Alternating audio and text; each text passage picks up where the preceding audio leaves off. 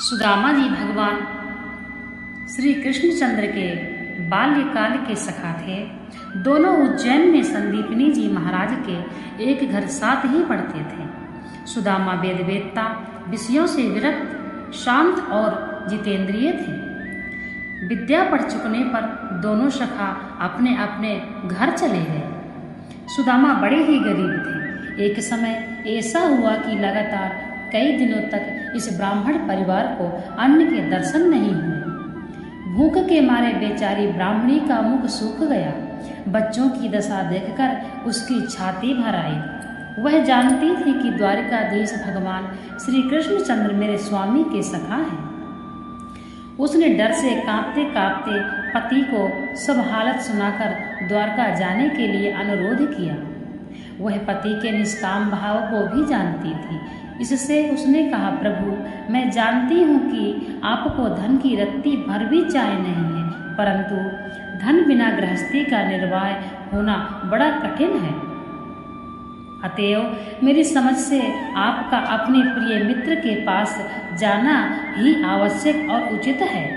सुदामा ने सोचा कि ब्राह्मणी दुखों से घबराकर धन के लिए मुझे वहाँ भेजना चाहती है। उन्हें इस कार्य के लिए मित्र के घर जाने में बड़ा संकोच हुआ। वे कहने लगे, पगली, तू धन के लिए मुझे वहाँ भेजती है? क्या ब्राह्मण कभी धन की इच्छा किया करते हैं?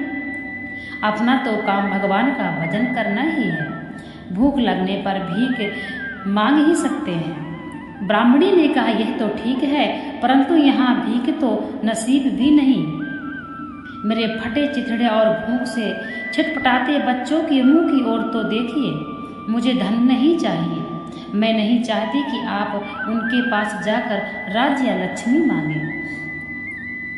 अपनी इस दीन दशा में एक बार वहां जाकर आप उनसे मिल तो आइए। सुदामा जी ने जाने में बहुत ही आनाकानी की, परंतु अंत में यह विचार करके चलो इसी बहाने श्री कृष्णचंद्र के दुर्लभ दर्शन का परम लाभ प्राप्त हो जाएगा। सुदामा ने जाने का निश्चय कर लिया, परंतु खाली हाथों कैसे जाए। उन्होंने स्त्री से कहा, हे कल्याणी, यदि कुछ भेंट देने योग्य सामग्री घर में हो तो लाओ। पति की बात तो ठीक थी, परंतु वह क्या करती। ब्राह्मणी चुप हो गई, परंतु आखिर यह सोचकर कि कुछ दिए बिना सुदामा जाएंगे नहीं, वह बड़े संकोच से पड़ोसिन के पास गई। आशा तो नहीं थी, परंतु पड़ोसिन ने दया करके 4 मुट्ठी चावल दे दिए।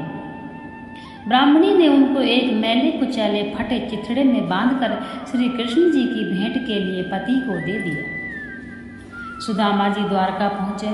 पूछते पूछते भगवान के महलों के द्वार पर दरवाजे पर गए। यहाँ पर कविवर नरोत्तम जी ने बड़ा सुंदर वर्णन किया है। वे लिखते हैं, द्वारपाल सुदामा जी को आदर से वहीं बैठाकर संवाद देने के लिए प्रभु के पास गया और वहां जाकर उसने कहा, शीस पगा न जगा तन में प्रभु, जाने को आही बसे के गाम। द्वारपाल कहते हैं, प्रभु,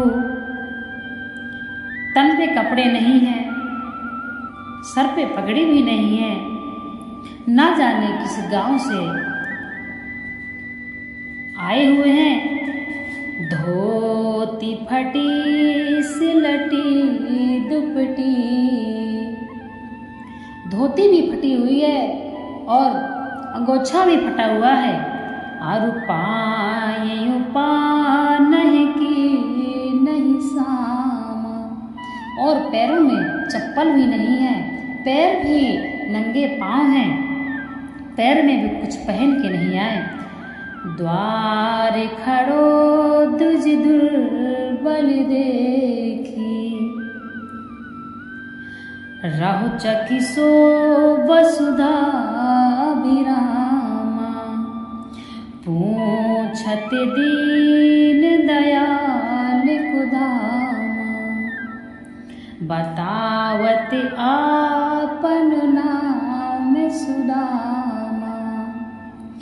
भगवान सुदामा शब्द सुनते ही सारी सुध बुध भूल गए और हड़बड़ा कर उठे। मुकुट वहीं रह गया, पीताम्बर कहीं गिर पड़ा, पादुका भी नहीं पहन पाए और द्वारे दौड़े चले गए। भगवान ने दूर से ही सुदामा का बुरा हाल देखकर कहा, ऐसे बिहाल विवाइन सो बग कंटक जाल गड़े तुम जोए, हाय महादुख पाए सखा तुम आए तैन कितै दिन खोए। देखी सुदामा की दीन दशा, करुणा करके करुणा निधि रोए, पानी परात को हाथ छुयो नहीं, नैनन के जल से पग धोए। जय श्री कृष्णा। परात का पानी छूने की आवश्यकता नहीं हुई। सरकार ने अपने आंसुओं की धारा से ही सुदामा के पद पखार डाले और उन्हें छाती से चिपटा लिया।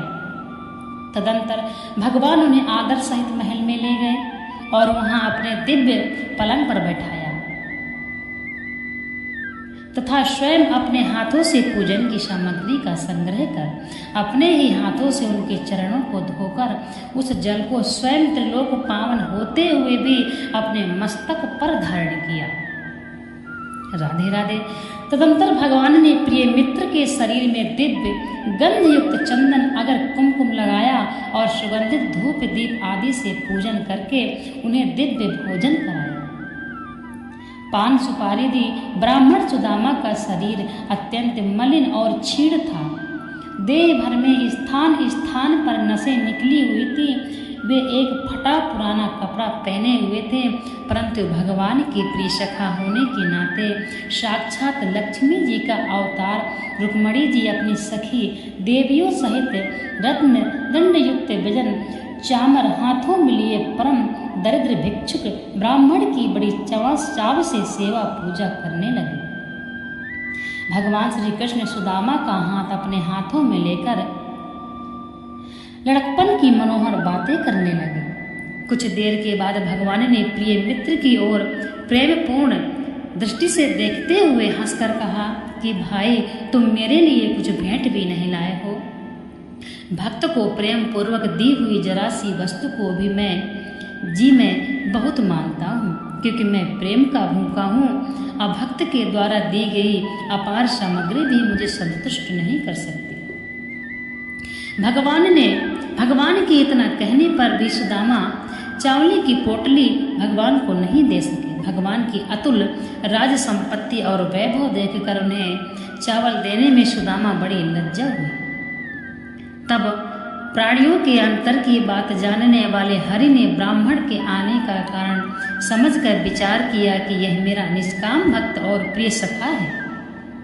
इसने धन की कामना से पहले भी कभी मेरा भजन नहीं किया और न अब भी इसे किसी तरह की कामना है, परंतु यह अपनी पतिव्रता पत्नी की प्रार्थना से मेरे पास आए हैं।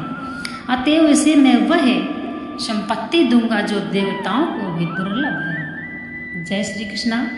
यूं विचार कर भगवान ने यह कहा, यह क्या है कहकर जल्दी से सुदामा के बगल में दबी हुई चावलों की पोटली जबरदस्ती खींच ली।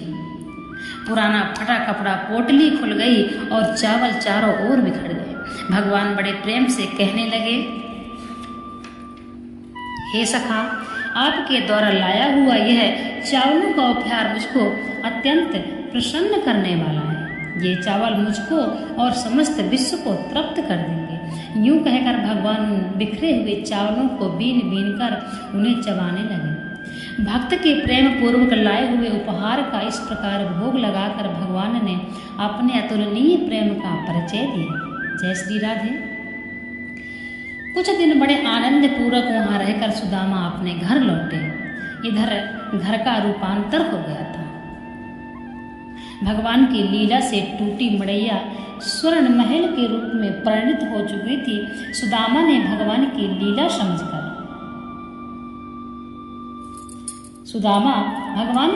समझकर जो स्वीकार किया, उन्होंने मन ही मन कहा, धन्य है मेरे सखा ऐसे हैं कि याचकों को बिना बताए गुप्त रूप से सब कुछ देकर उसका मनोरथ पूर्ण करते हैं। परंतु मुझे धन नहीं चाहिए। मेरी तो बार बार यही प्रार्थना है कि जन्म जन्मांतर में वही श्री कृष्ण मेरे शुद्ध सखा तथा मित्र हों और मैं उनका अनन्य भक्त रहूं। मैं इस संपत्ति को नहीं चाहता। मुझको तो प्रत्येक जन्म में उन सर्वगुण संपन्न भगवान की विशुद्धि भक्ति और उनके भक्तों का पवित्र संग मिलता रहे।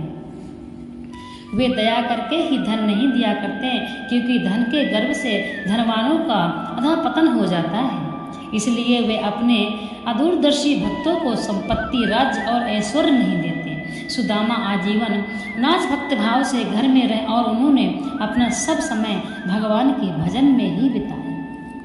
अर्थात सुदामा जी के घर राज्य लक्ष्मी का निवास होते हुए भी सुदामा जी अपना जीवन एक ब्राह्मण के सादगी के रूप में ही व्यतीत करे हैं और भगवान श्री कृष्ण के अनन्य भक्ति करते रहे पूर्ण जीवन। जय श्री कृष्ण।